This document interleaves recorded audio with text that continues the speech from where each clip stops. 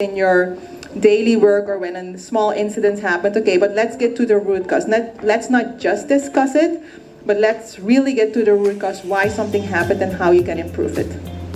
Vandaag is onze 4e kwaliteitsdag en tevens ook onze laatste kwaliteitsdag van het jaar. En vandaag valt het ook samen met de World Quality Day. De kwaliteitsdagen die we dit jaar hebben gehad staan altijd in het teken van groei, samenwerking en bewustwording. En de bedoeling van deze kwaliteitsdagen is om kwaliteit levendig te maken. Waar we proberen te wijzen dat kwaliteit niet alleen over protocollen gaat, maar juist over mensen. Het HOH is bezig onze basis te versterken met verschillende kwaliteitsprogramma's zoals de Joint Commission International Accreditation Program. En ook zijn we bezig met de overgang naar een nieuw EPD, HICS.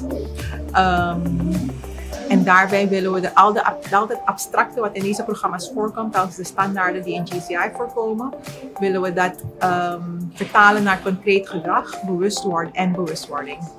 Dus kortom willen we met deze dagen bereiken dat we samen leren en samen een cultuur bouwen, zodat we steeds betere zorg kunnen leveren en veilige zorg.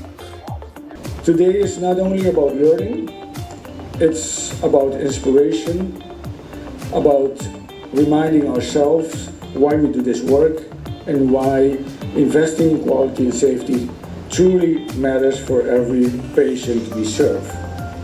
Well, calidad uno de los pilares de nuestro hospital, que para nosotros es importante. De cuido de los pacientes, que el paciente está centrado, calidad un rol de todo aspecto. No solamente el nurse que está bij cuido, pero todo degene que está rond de el paciente y de hospital, calidad un hobby importante algo para el cuido. Zekermente nós temos que tomar tempo para dedicar na qualidade e tipo de dia na assim que de 4 dias que te põe nos tour junto para nos reflejar bom e wacht também que nós por improve de qualidade no hospital. Dus uiteindelijk waar nós mister dan cuido com qualidade alto, com safe, nos tour te sentir nos bom para nos zien nos bom doen nos patiënten en melhor cuido de qualidade bom. Deze kwaliteitsdagen worden georganiseerd door de kwaliteit- en veiligheidsafdeling. Dus daarbij wil ik ook natuurlijk heel hartelijk bedanken mijn team, want zonder hun zouden we deze dagen niet kunnen hebben. En natuurlijk ook onze raad van bestuur die dit mogelijk maakt.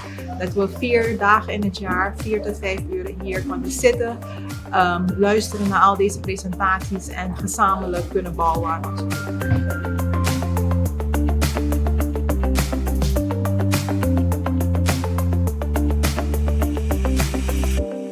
Sempre